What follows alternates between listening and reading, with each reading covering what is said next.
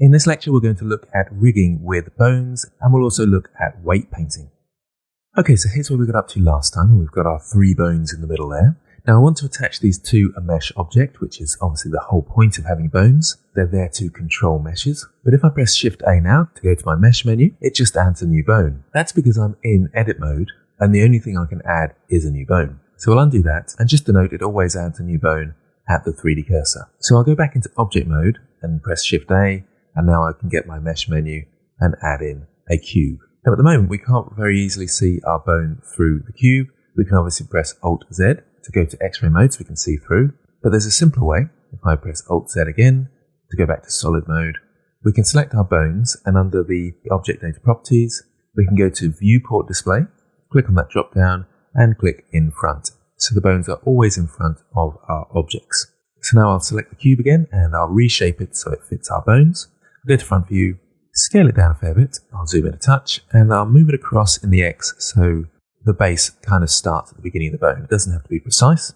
Now I'll go into edit mode, and our cube has 8 vertices. That's important. I'm going to take these end 8 vertices here, G to grab, in the X, and take them across to the end there. I'll just go to front view to line that up, so G then X, and line that up. So it's just at the end of the bone there. So this is what we end up with.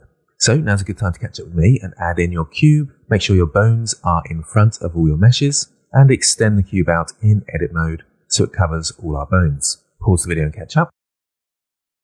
Okay, now I want to attach this mesh to the bones. The important thing to note though is the amount of vertices that I have here. So I'm going to kind of make a mistake. Don't follow along with this bit, but I'll go back to object mode, and in order to attach this mesh to the bones, we do it in the same way as we parent.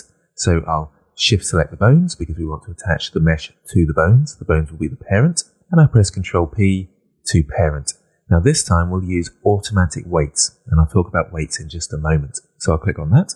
So now I'll select my bones, go into pose mode, and I did that with Ctrl Tab, and I'm going to start moving around my bones. So the first one, R to rotate, you can see rotates all my bones and my mesh object, so it's parented nicely.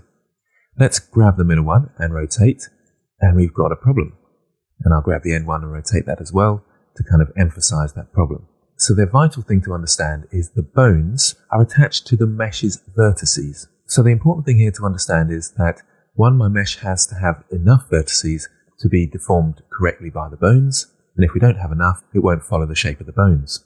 And 2, the most important aspect here is that the bones are attached to the vertices. So each bone will have a set of vertices that it's attached to in the mesh. These are known as vertex groups, and we control those vertex groups with weight painting. So I'll undo that kind of purposeful mistake there and go all the way back so there's no parenting. And I can tell that because my cube is outside my armature just here. So to fix this, I'm going to select my cube, go into edit mode, and create lots of loop cuts. So Ctrl R is the shortcut for that, and use the wheel of your mouse to create more. I'm looking at the bottom left of my screen, and I've got 20 cuts just there. And I can double left click to set those in place. So now I've got lots of vertices for my bones to connect to. So I'll go into object mode, and this is where you can follow along if you like to follow along whilst I'm doing it. I'm going to parent my cube to my bones, so Shift select my bones, and press Ctrl P with automatic weights. So now when I select my bones, go into pose mode, so Ctrl Tab, and I'll come out to the side here, press rotate, and rotate again, and rotate again. You can see that we've got some nice deformation happening there. So now's a good time to catch up with me and add 20 loop cuts to your cube and parent it to your bones. Pause the video and have a go at that. Okay, I'll select all and Alt R to remove any rotation, and I'll just move this into the center of the scene again. Let's talk a little bit about weight painting now. I'll come out of pose mode and back into object mode with Ctrl Tab and select my cube. Now to see the weights with the cube selected, we can go up to weight paint. Now the last bone I had selected was this end bone here, and we can see the influence of the weights of that bone. Red is 100% influence, and then it goes down the colors to dark blue, which is no influence. And we've got a little bit of influence across here. Unfortunately, there's no way of me selecting the second bone here because of the way I've gone into weight paint mode. So I'll go back into object mode. The correct way of going into weight paint mode when you've got an armature, or bones as I keep calling them, is to select the bones first and select the cube last. So the cube is now the active object, but we've also got the bones selected. Now if I go to weight paint I can actually control click on each of these bones to see their influence. And when parenting with automatic weights, you can see that it actually gives these middle parts some influence of each bone. So this section here has a little bit of influence of both those bones. And remember, it's control click to go through these different bones. We can also, with one bone selected, press R to rotate.